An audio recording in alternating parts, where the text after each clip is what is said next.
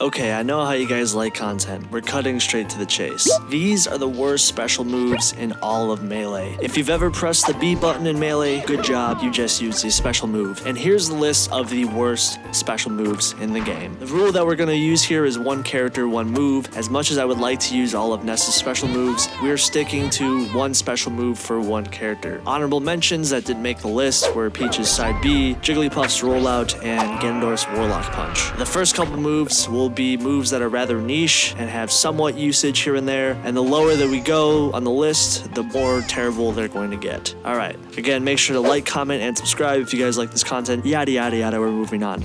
Number 10, Donkey Kong down B. So on paper, this move isn't that bad. It can be a decent combo tool on Spaceys. I totally spammed this move in Multi-Man Melee to unlock Falco, so even though this move isn't that terrible, it's quite laggy and has some end lag, leaving you vulnerable if you don't use this move correctly. I was honestly really split if I should include DK's side B or down B on this tier list, so if you actually down B while trying to use this move in the air, it does absolutely nothing. Side B, at least you can somewhat stall with the move and use it as a recovery tool. Sakurai must have taken note of this, as in future Smash games he allowed the down B to be used in the air, so there is that. Again, this move still has some practical use in Melee. The fact that it's completely unusable in the air is what made it get on this list. Number 9, Roy's up B. Okay, so don't come at me for this. Yes, I know this move can KO Puff really early if you reverse the move on Yoshi's story. So it does have niche use in a very specific matchup, but as an overall recovery move, this move is a total failure. Think about this. Roy is a bad character in Melee. I think that's pretty safe to say, given his overall tier placement. One of the main differences between Marth and Roy is the fact that Roy is a fast falling character, and the main attribute of being a fast faller is you fall off stage rather fast. So in order to compensate for that, usually they give you a great recovery. Look at characters like Fox, whose recovery tools are incredible. So in turn, he doesn't have a bad recovery when he's off stage, despite being a fast falling character. Roy, on the other hand, has the worst recovery compared to Marth. Marth isn't a fast faller, yet his up special is given way more competent recovery use. Roy's up B doesn't go that far up. Despite this though, in its very niche use, a very specific stage and matchup, this recovery tool really is one of the worst recoveries in the game, as it doesn't even help the character who on paper falls like a rock off stage. Number 8, Sheik side B, aka the chain. A lot of newer Smash Ultimate players might forget that Sheik even had this move, but she did. This is her side B in Melee. It has a very high amount of end lag, does very little damage. It is possible to mess with lower level players and use it off stage as a gimping tool at times. Outside of that, this move never really gets used in competitive play at the top level. It's essentially a troll move, but even myself as a Melee Sheik main, even I can say that this move is pretty much a waste of a slot due to its large amount of end lag that it has, leaving it really punishable if you ever use it. Which is why in future Smash games, the move was completely removed and replaced with the much better side B that has been in every other Smash game onward. So Sakurai again must have felt some sort of way about this move. Number 7. Speaking of bad moves, did you know that down B as Sheik you become a low tier? Okay, that joke's been run completely in the ground 1,000 times. I'm not going to use it here. We're actually going to use a real move that is in Zelda's kit, her side B. This has to be one of the worst projectiles in the game, as it really is not strong at all. It's extremely easy to avoid. Even if this move does somehow hit your opponent, it really doesn't do much. It's extremely easy to see where this move's going. It's almost not even rewarding at all, considering the multitudes of ways to just go around it or to avoid the attack. It's incredibly easy to punish Zelda if she ever uses this move, because there's a lot of ending lag on it. The extra icing on the cake is if you use this move off stage, she literally is put into free fall and can lose a stock.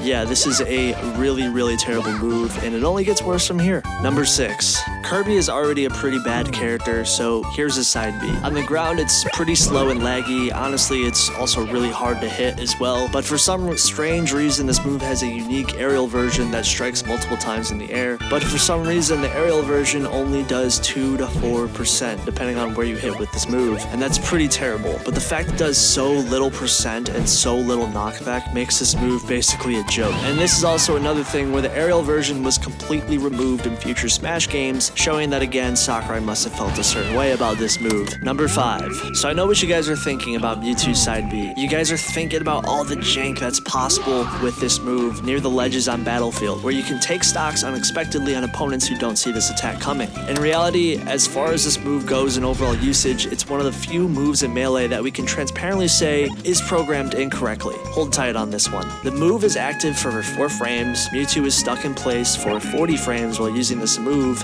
That's right, you can't even jump cancel this attack, and it's actually pretty terrible at edge guarding in general, and its capabilities for doing anything are pretty limiting. On top of that, this move is negative on hits, so if you happen to land this attack, your opponent can immediately hit you back while you're in the animation for this attack. Oh, and there's more. Honest content, it can reflect projectiles. At least it can do that. Actually, it doesn't even do that well. The move doesn't actually reflect projectiles. It actually just inverts the speed of the projectile while increasing its damage potential. So the overall bug of the move is it doesn't change the ownership of the projectile, meaning Mewtwo can get hit by his very own reflected projectile. Golf clap for Mewtwo side B. At least you can jank out noobs on Battlefield, right? Well, the move is really easy to mash out of, and if your opponent is crafty enough, they can easily use your strategy against you, and you get hit for just trying to hit them. That's essentially what this move is, and yeah, it's just programmed incorrectly. I'm sorry, Mewtwo. Moving on. Number 4. Game&Watch's down B. This move can absorb up to 3 projectiles that are energy-based only. Depending on what moves are absorbed will affect the KO power of this attack. So the best case scenario, you're facing a Samus who can absorb 3 fully charged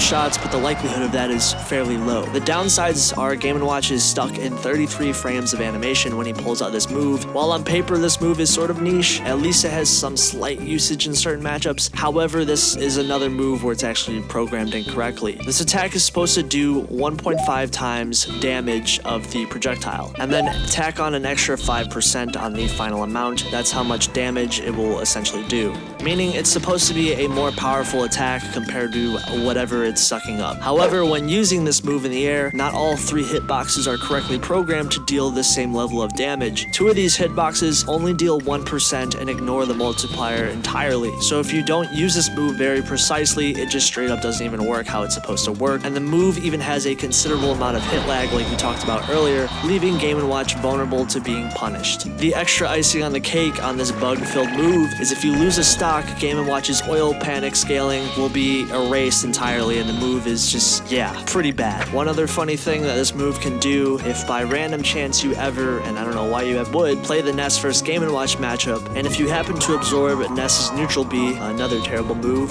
3 times, and hit Ness with oil panic, it will completely break Ness's shield, and Game&Watch will fly to the other side of the stage as if his life depended on it. This is because of the move's damage capabilities aren't cap unless you decide to hack a game and make it crash or something, so essentially Game&Watch is being launched back by the knockback of 3 PK flashes at once until he falls off the side or is saved by a wall. This move just sucks and it's bad, but it's also very interesting. Moving on. Number 3. This one's pretty cut and dry. So all these moves, at least they do something. Well, at this point, here's a special move that does absolutely nothing. Sopo's up special. The move barely has any recovery trajectory whatsoever. The move does no damage, it has very little utility whatsoever, and it just does nothing of note. The only thing holding it back from being on 2 or 1, it's obviously a purposeful dynamic of the Ice Climbers. The Ice Climbers are supposed to have a bad recovery when you lose Nana, but still, like it or not, this is a bad recovery. What keeps this from being lower, in my opinion, is this is obviously in some sort of way intentional for the character, but still this recovery tool is terrible.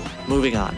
Number 2, Ness's down B. Ness's down B is pretty bad. This move on paper is pretty generic. It absorbs only a handful of projectiles, not any projectile, only energy projectiles. That means moves like charge shot, fireballs, lasers, etc. are the only things that can be absorbed. That already is pretty niche, but doesn't feel totally worthless, but at least this move can do something in doubles, right? Until you see how much startup and ENDLAG this move truly has, and it makes this really risky to use because it's so slow and doesn't even have much utility. utility. The icing on the cake for this move is it's basically a poor man's Shine, but Shine is a better move by leaps and bounds in every single way. Shine is way faster, it can reflect any projectiles, not just specific energy projectiles, and if you were making a list of the best special moves in the game, you bet your ass Shine is going to be on that list. This move doesn't even have a hitbox on it at all, just let that sink in. The funniest thing about this is it's another instance of Sakurai changing up a move entirely, and in future Smash games they finally gave this move a hitbox and made it actually have some utility. And look at that buff alone, on top of other buffs that Ness got in future Smash games, finally made him into a tournament viable character.